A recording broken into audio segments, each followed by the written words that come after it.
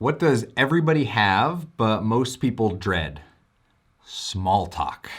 You're probably here because you want to get better at small talk, and you're in the right place because my name's Chad, and my partner in crime and I wrote a book called Ask Powerful Questions, Create Conversations That Matter.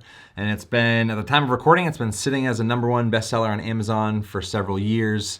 And I love hearing from people who it's helped make conversations go beyond small talk to conversations that really matter. And so in this video, I'm gonna share, if you were to pick out only one really key strategy to have better small talk, I'm gonna share that with you in this video. Let's not waste any time, let's get into it.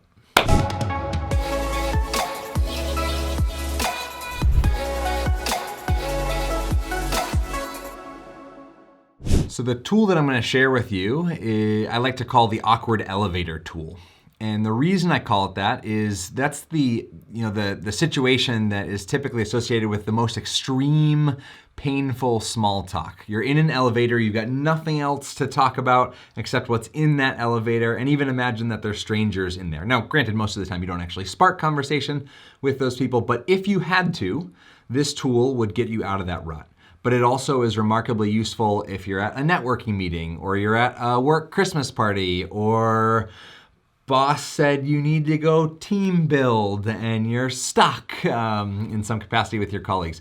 This tool will help you have more meaningful conversations in all of those contexts. And before I just drop the tool on you, we have to unpack why have more conversations. So let me just get super nerdy for a minute and read you 2 sentences from the book that really stuck out to me when I was actually writing in this section of the book and doing the research on the science of asking really great questions and creating conversations that matter. So the American Psychological Association did a study on over 20,000 audio recordings of people's conversation in everyday life.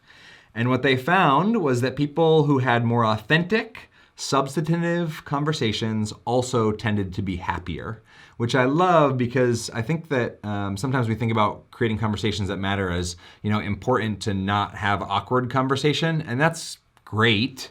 And I think that creating conversations that matter isn't just fun, it's actually essential to our health and well-being. So this awkward elevator tool, very simply, comes in chapter 2 of the book. In the book, we unpack this layer and 5 different mindsets and tools to be able to ask better questions and create conversations that matter. I'm gonna share number 2 with you. And it's this idea of rapport, which we define as a relationship of trust. So ideally, small talk is intended to establish a relationship of trust. And so the tool that we share is to follow your own natural, genuine curiosity based on what someone is wearing, carrying, sharing, or presenting.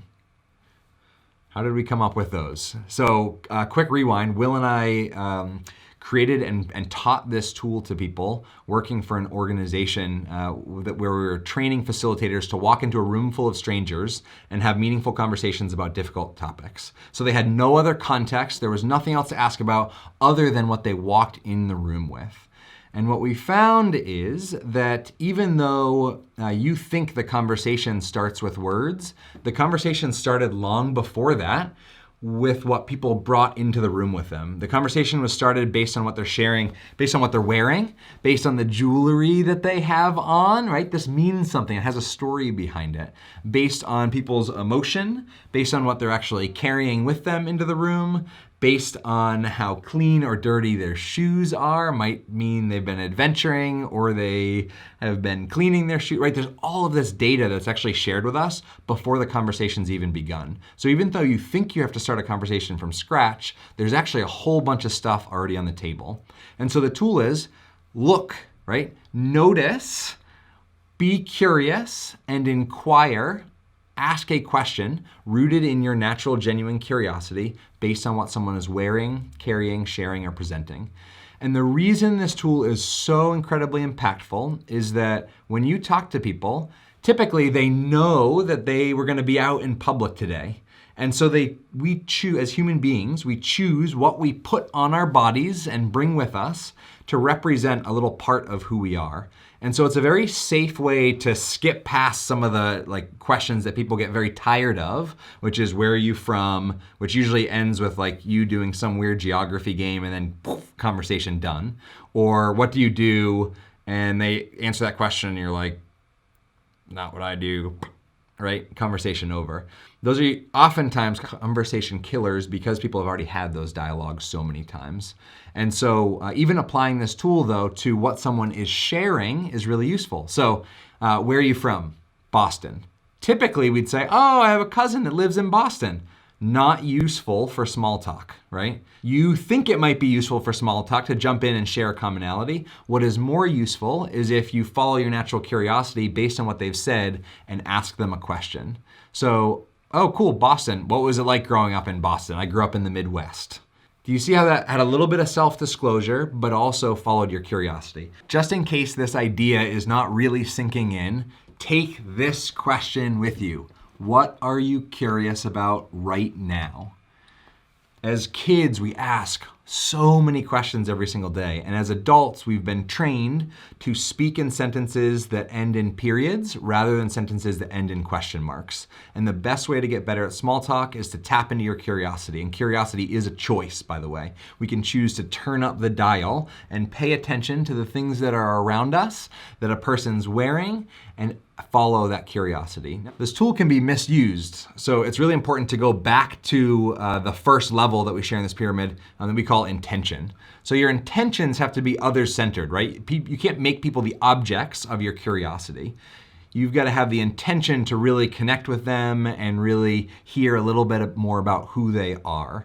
And that intention of curiosity makes a really big difference in the way that your conversations go. I hope this was absolutely brilliant for you and that you take this tool and practice it in your own world and it make conversations less awkward.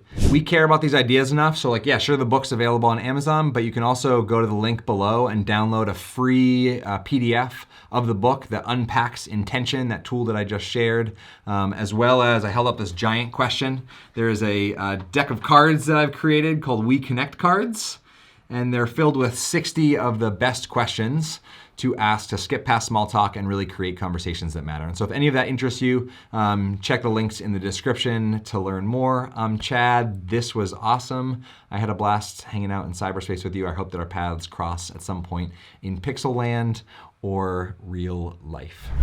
Have an awesome day filled with zero small talk.